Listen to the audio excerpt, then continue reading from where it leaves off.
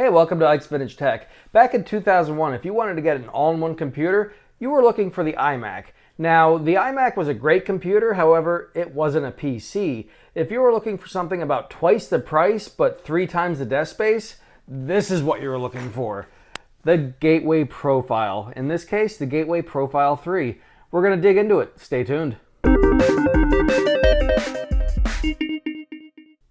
Thanks for watching. If you like seeing moderately rare computers torn apart and put back together, and even some of the more common ones, consider subscribing. I also have a Patreon, I'll link below. Check it out. Here we have the Gateway Profile 3, the third generation of the LCD profile that Gateway put out, starting in 1999. Now, this third generation came out in about April of 2001, and it had a pretty hefty price tag, $1,999.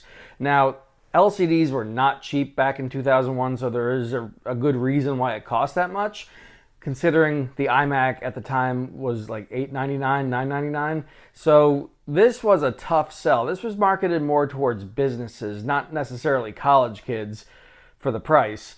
It had a mix of desktop and laptop hardware, mainly the DVD drive on the side. The floppy drive was also from the mobile platform, and it had PCMCIA slots on it. Swinging around to the back, it did have quite a bit of I/O for the time. A printer port, USB, built-in modem. It had an option for Ethernet as well. This one doesn't have it. We'll get into that a little later. Your standard PS2 and audio jacks and a serial port. Why not? This actually was a full functioning computer. Now you're going to see in a second here, it did have some downsides. The noise was a little high considering that this is something that's right in front of your face. Most towers of the time were usually put under the desk out of the way, so you know, a noisy processor fan isn't going to really interfere with your work at all. This is right in front of you. So let's get it plugged in and just hear how that sounds. Now, I don't know if you can pick this up. I am going to hold the mic right next to it. Now, that is not a variable speed fan. It is going to be running at that speed the entire time. The hard drive on the inside is a desktop 3.5-inch IDE hard drive, and that as well is also loud.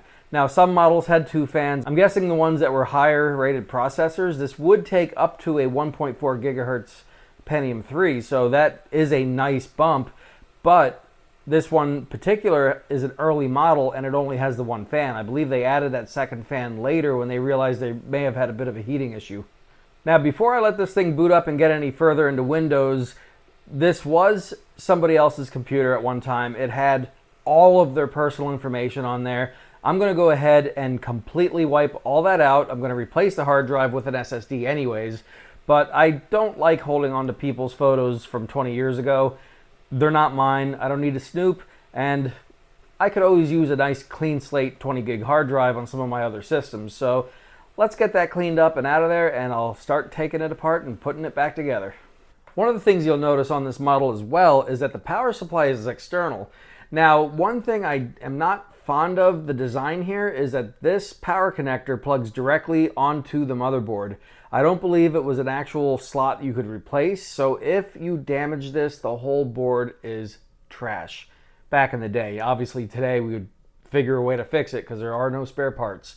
But that is a design flaw in my opinion, and if you broke that, twisted it, had it fall off your desk for whatever reason, cats, this would destroy your computer and you're in for a hefty repair bill. Now, unlike the iMac, this stand is actually very easy to remove. The profile predated the iMac G4, the lampshade one, by like 3 years. So they actually had pretty decent LCD PCs back in the time that were all-in-one machines. Now, you see that 2 thumb screws, the whole base comes off. This is a hardy base. Cast aluminum, possibly steel. I think it's aluminum. I'm pretty sure it'd be aluminum. But yeah, cast metal, very solid. Rubber pads on the bottom. There is a date stamp on here when it was made, and the actual stamp is February of 2000.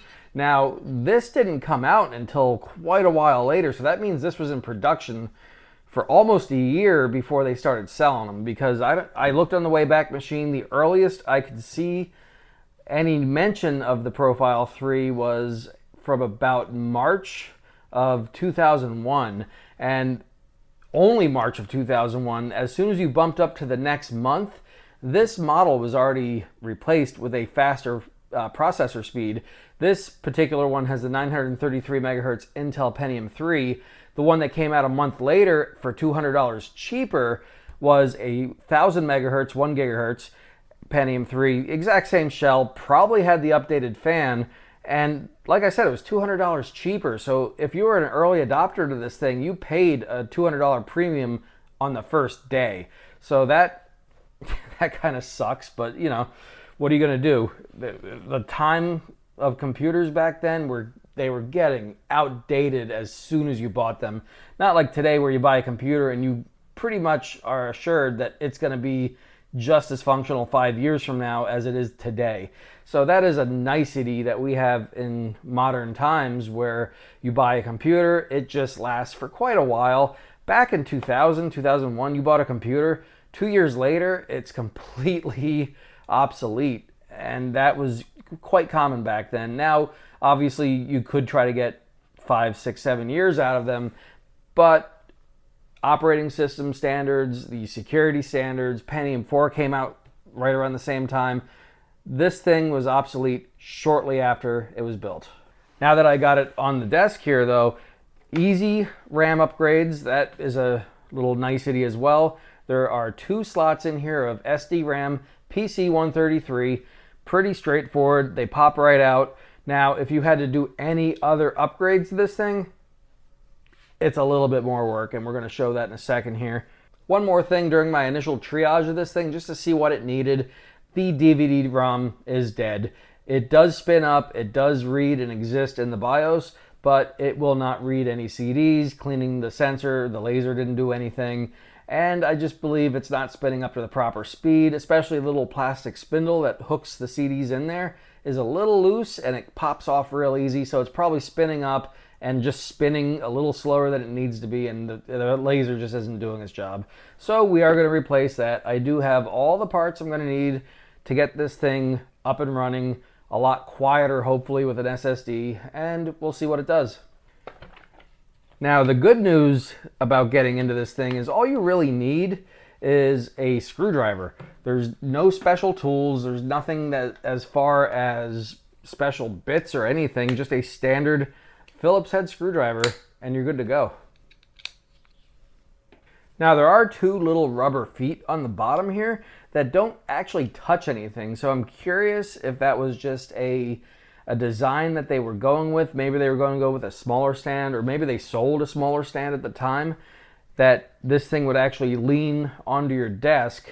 I'm not sure I would like that. It would be a little too low for my preferences, but there are 2 little rubber feet here that seem to have no purpose with my current stand.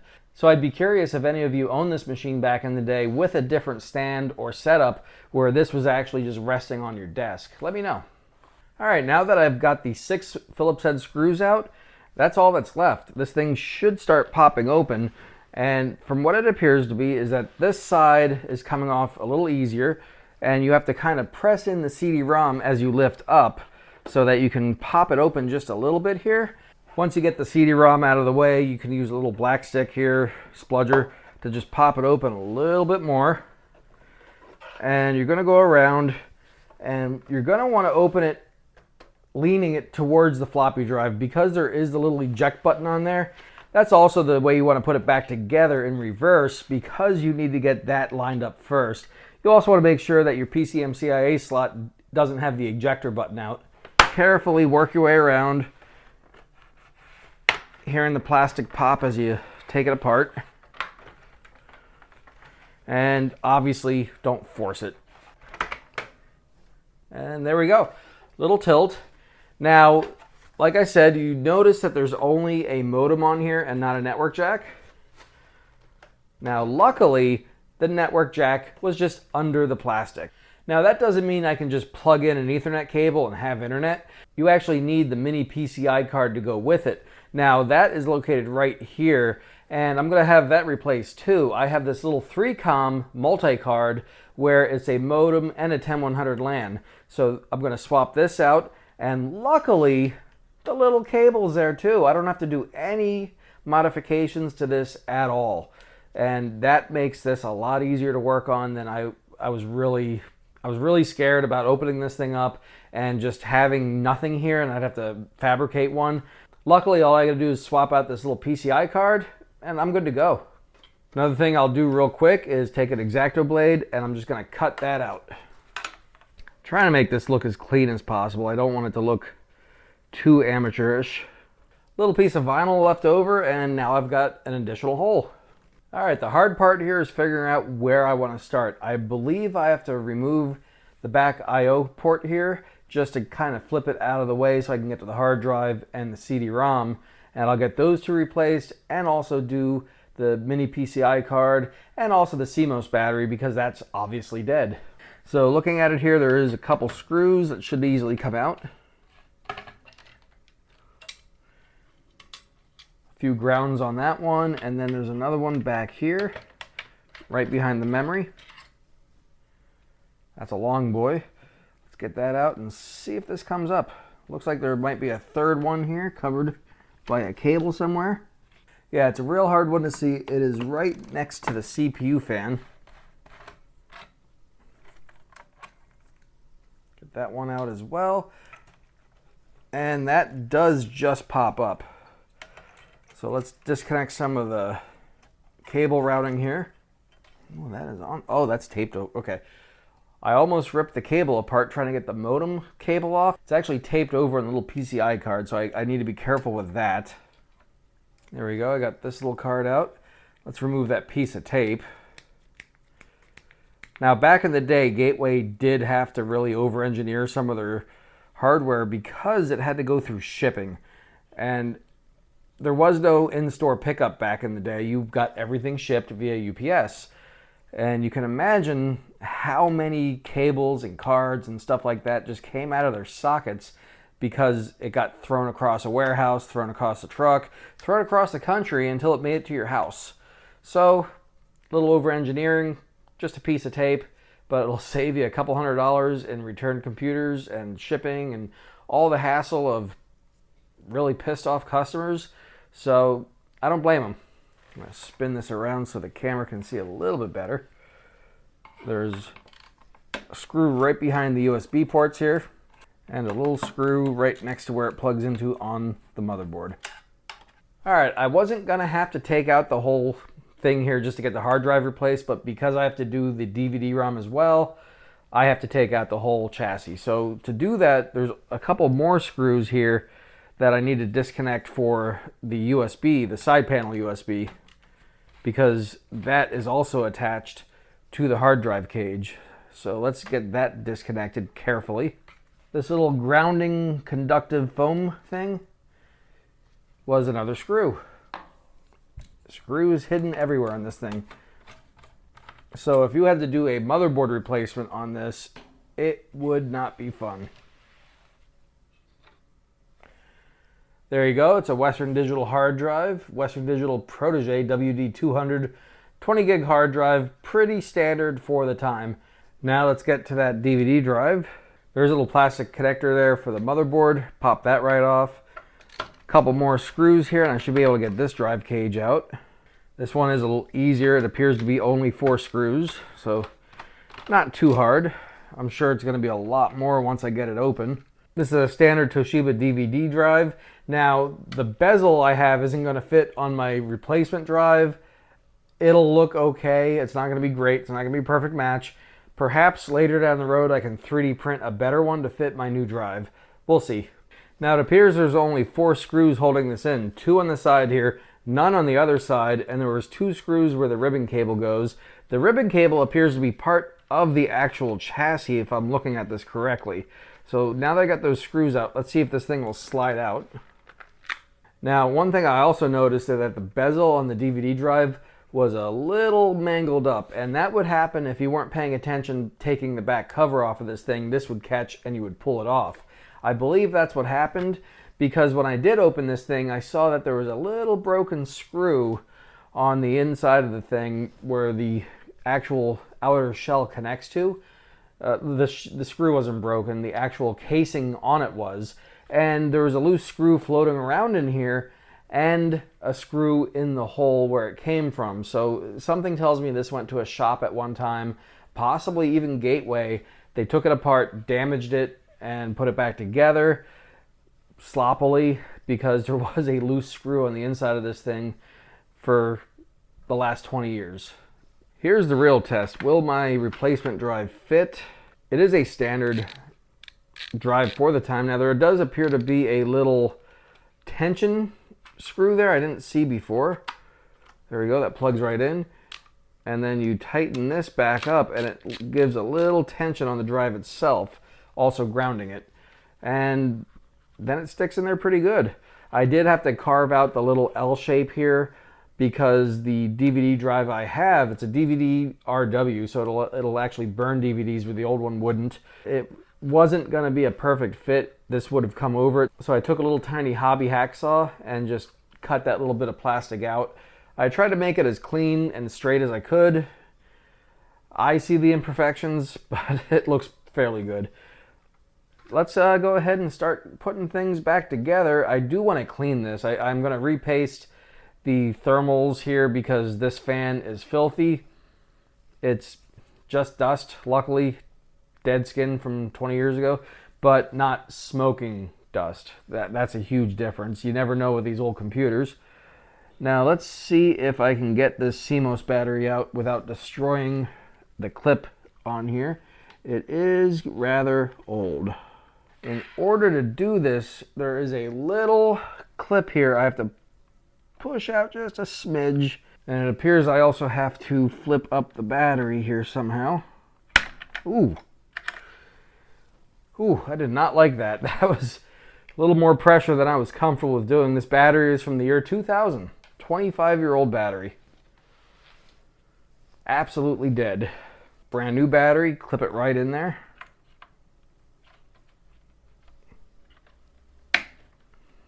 And there we go. Now it's gonna retain a clock.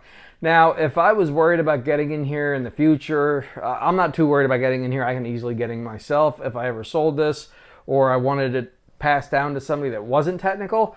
I would actually run a little CR2032 extension over to the RAM bay over here. It's about 8 inches, so that would be a really easy thing to run. That way it's accessible, and when the battery eventually dies 3-4 years from now, it's easily replaceable without having to do all this. Next step here is to install my networking and modem. Luckily this is a standard cabling. These were not proprietary for the time. You would think they were, just because why not? Why not make it hard on people? But the PC industry had a little bit of heart and didn't totally screw over everybody. Once that's in there, that'll be set. That's a much easier thing to have. I hate when you get a computer and all you have is a floppy drive, if you're lucky, no networking at all. Who has a modem anymore? And you have to get files to and from it. USB isn't always an option. In this case it is. But I like having the actual wired network on there when possible. It just makes things a little bit easier. Alright, and before I start putting this back together any further, I need to go ahead and get this CPU fan cleaned out. Now the fun part here is figuring out exactly how this CPU needs to come off. It's a pretty standard Pentium III, but it's a very tight space. I got 2 capacitors right here. I don't want to really push too hard and break anything, but it does need to come off. Let's see how dirty this thing is real quick. Yeah, that's bad. But at least now I can see. Actually, that was a lot easier. After I blew it off, I could see the actual indent where I needed to put my plastic tool. Of course, there's a capacitor on the other side that's making it not as easy to come off. Oof. That's a little harder than it needed to be. That is a mess. And the thermal paste seems to be non-existent, so that is something that needs to be fixed. Going to put a little dab of thermal paste on there. I'm going to give this a real good cleaning, and I'll be right back. Alrighty, I got the fan all cleaned up. I got the dust all out of the machine here, and we can get it back together. Gonna want to put on just a little dollop of thermal paste here. Now, it might look like a lot, but there was a little bit that was dried up on the end there, so I'm gonna get that little ball out of there altogether. Now, you do want to be careful about putting this back on because you can actually crack the chip, and that's not something I want to do on this because there is no heat spreader. It is just the die itself. Now, if I needed to, I could actually buy a brand new fan. They still have these for sale. They are not the cheapest thing. They still sell them only because of arcades. There are some early 2000 arcades that use the Pentium III chip, and they use this particular cooler. So I could still get them. They're about $40. Now, for $10, I can get a slightly more modern cooler that would just have a regular fan I could replace. And they are about 6 centimeters taller. Now, I'd have to double check, make sure I have the actual clearance and put one of those on, and that would be a full block aluminum, basically square instead of round, and it would have a fan I could replace with something like a Noctua fan, and that would be much quieter, and I might do that down the road. I just want to put it back together for now, but that is definitely an option I would have. Now that I got that on there, brand new thermal paste. I should have good thermals now, I would hope. Now I am going to put a 1.4 gigahertz Tualantum, I think that's how you pronounce it, but I'm going to get one of those chips and put that in here eventually, and that's probably the same time I'm going to upgrade the CPU cooler option. And honestly, if it is just a little too high because it's a solid block aluminum, I could shave down the fin 6mm if I don't have the clearance that I need. Now, putting this back together in reverse, we're going to go ahead and get the CD-ROM back on here. Luckily, there's some guideposts to just make it a little easier. With that done, I'm going to go ahead and get my SSD installed. Here I just have a little cradle. I could actually install 2 SSDs in here if I needed to, but one is fine for what I need. And I'm going to do this a little backwards only because I need a little bit of room here for my adapter. Now, because this is a new SSD, and this doesn't have SATA, for about $18 you can get one of these off of Amazon, and it is an adapter. It'll plug right in and adapt it to parallel ATA, power and all. Actually, looking at this, I probably don't have to do it backwards, only because I can line that right up with the edge here, and it'll fit in just fine once it's in the cage. So on this, I'd have to say the hardest part about getting it together is just the cable management. It's a little tight. I want to make sure I get all the grounding points back on, obviously. I definitely have some extra cabling left over when I put in the adapter for the SATA cable. So that is, minor inconvenience. I can definitely work around it. All right, now the last grounding screw is the one right here on the motherboard next to the side port USB. That is all the screws. I just have to kind of make this look pretty and get it out of the way. I don't want it interfering with the cooling of the fan or anything like that. And I might be able to just shove it down below the IO port here, because that is where it does belong, next to the hard drive. And that should be good and not affect any of the cooling whatsoever, I really hope. But everything is back on. There is a second fan header right here on the motherboard, and that fan would go right here if it did exist in this model. Like I said, this was the first month release of this model. It was a lower processor. It wasn't the high-end 1 gigahertz or above. It was just the 933, and it might not run as hot. Maybe it did run hot, and that's why they added the fan. But at the moment, there is no fan up here. I might add one later, especially if I do put the 1.4 gigahertz in here. I think it would be good to 3D print a little fan housing, figure out what needs to fit in there, and just install another fan. I think that really would help. And if you look at the actual inside of the back cover here, you'll see that there is a fan port here that would make sense. This is actually the one that goes over the processor. I'm a little upside down here.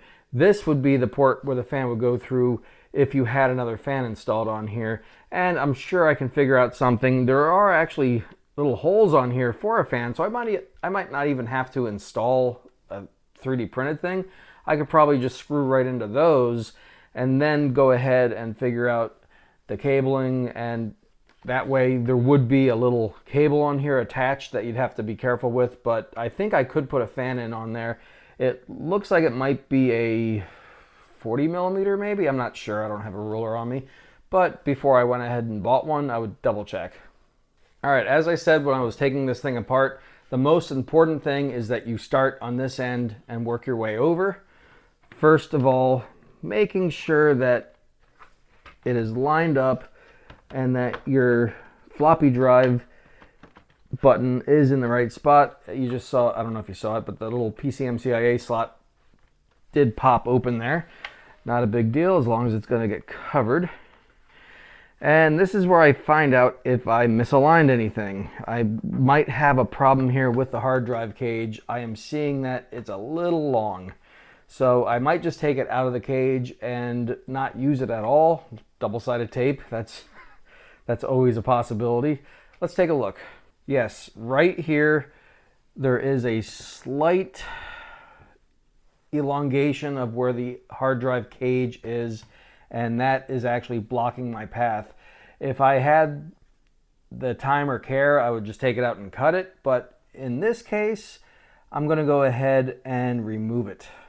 All right, so what I'm gonna do for now is take a little bit of Kapton tape and just tape it on the edge like that, and that'll keep it in place long enough. I don't need to completely remove it. Next time I'm in here, I can go ahead and do it a little proper, but that's going to hold just fine. I won't be able to use these screws. They'll go in my screw bin. Alrighty, trying this again. Once again, floppy drive side first. That all lines up nice and golden. This is actually fitting nicely. You kind of have to put a little pressure on the USB side. And everything just clips into place, a little bit of applied pressure, and everything seems good to go. Now, I don't know how rare this model is. When I was looking into this for the video, I really didn't see a lot of online resources for this particular model. There was one YouTube video from about 14 years ago, and it looked like the guy was selling it, so he was putting like a little demo on his page, just back when YouTube was kind of essential for using it as ad space, unlike today's ad space. But that's the only video I found online. I didn't see anything by LGR. I didn't see anything by anybody else that had a profile.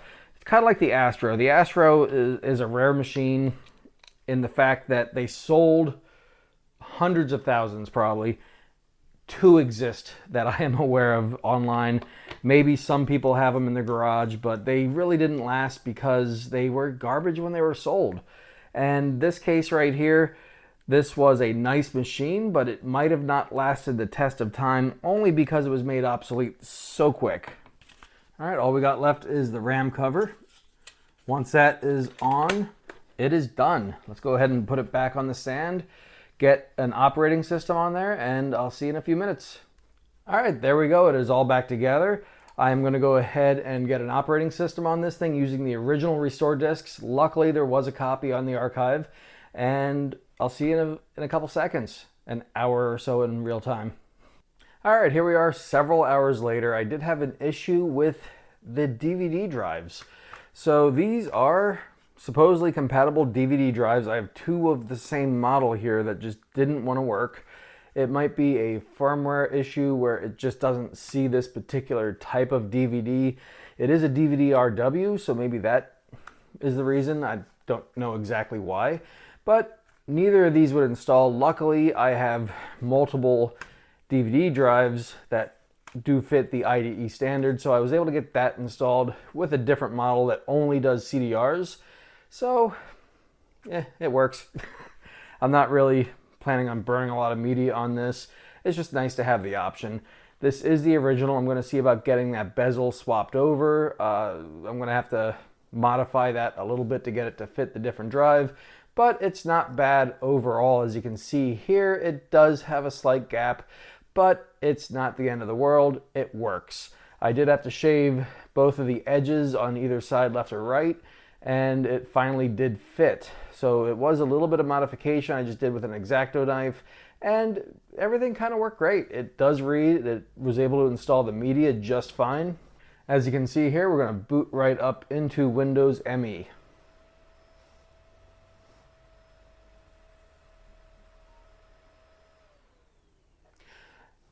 Now, I did think that this was not a variable fan because it never changed speed before, but now with proper thermal paste, it actually does have two speeds. There's not a ramp up or ramp down. It's just a super fast and regular speed. So with that, it is a much quieter... Oh, let the music play. With that, it is a much quieter machine. You barely hear the thing on right now, and it's only a foot away from me. It is much quieter. Obviously, we have a bunch of dead links here. This is the live desktop that was popular back in the day for whatever reason other than to kill resources. But it is there if I ever wanted to go to officemax.com and get a 404 error. But the system is up and running. It works. It is so fast with the SSD. It's as fast as it could ever be at, you know, the 133 meg speed of the IDE standard at that time. And overall, it is very snappy. The thing had XP on it when I first got it, and it was dog slow. But now it has all the updates I ran from Windows Update restored, and everything just works great. It's a much quieter machine. It looks beautiful. The stand here is movable. It will tilt way up to there and down to there depending on your height. It does not do a height adjustment, but it will do an angle adjustment. That's all you really need with this thing. It's a 15-inch screen. It's going to be right in front of your face anyways, and it just works. Once again, I keep saying that. It just works. This thing is 24 years old now at this time, and everything about it still appears modern, considering the fact that it is a 4:3 aspect ratio, but the rest of it, it's a fairly thin desktop all-in-one computer. Everything is inside of this thing except the power supply. And if you added some wireless mice and keyboard to this thing, it would be great for your standard typical modern desktop of this day. Now obviously a Pentium III isn't going to run anything new unless I start experimenting with different Linux builds, but everything just works and I couldn't be happier. Now the audio on this thing works great. The speakers are still functioning. They didn't dry rot. They actually have pretty clean sound for the size they are. Now, obviously, if you had a more permanent desktop setup, you would put your own speakers on here. But playing a little bit of the sample music here, and that's about all I'm going to play. I don't want to get DCMA'd, but it does work just fine. The audio is pretty clear. You're only going to be a foot away from this thing. If you wanted something that would fill the room with music, external speakers, just get a pair. This thing is very vintage friendly for the type of stuff I want to do because it does have a CD burner and a floppy disk drive, and it takes up no space. I could take this thing down right off the shelf, connect it to my network, download any ISOs or images that I need. I can put them right onto the floppy disk, and stuff like that makes it very convenient when you don't want to just pull out the whole tower to image an old floppy disk that you need. And this does it. It's very small. It is not a gaming computer. It will play Doom, obviously everything does. If you wanted to play something like Unreal Tournament, this is just integrated graphics, nothing fancy, just the Intel chipset. There's no way to connect an external AGP card to this or anything like that. There is no slot. Now, beyond actually surface mount soldering on a new chipset, I'm not going to do that. Everything works. I don't want to mess with it. But I'm happy with it. It's a clean machine, works great, and I'm surprised there's not more of these out there in vintage collections just because it's an easy thing to have. It's a great computer. It was way ahead of its time, and I think that's why it didn't quite blow up like the iMac did. It was an expensive machine at $2,000 when there were all-in-ones for half the price. That is why this machine just didn't catch on like it should have. There were several variations after this, I believe up to 6. I could look that up, but off the top of my head, I believe Profile 6 was probably the last one that the Acer version of Gateway might have put out, or right before Acer bought them. And they were obviously selling well. They made several versions of it, this being the third. And it's a shame that it didn't catch on more than it should have, but the company self-imploded from all different reasons, and this is the remnants of what we had left. Apple still being around, the iMac is still a thing to this day. I believe if Gateway was still a strong company, much like Dell, we would see much newer versions of the Profile PC, not much unlike the iMac today. So thank you for watching this video. I hope you guys like it. Like, subscribe, check out my Patreon. I do have a couple things on there. Shout out to Jon Obst for being one of my main contributors there. If you want to contribute as well, it'll definitely help buy stuff like replacement DVD drives, little network cards for upgrading these things. All this stuff costs money. It's, you know, it's not a lot of money, but it would always help to get a little help from everyone else, and I can keep making videos like this. I love doing it, and I plan on continuing doing it as long as I can. So thank you very much for watching. Stay tuned for more. Take care.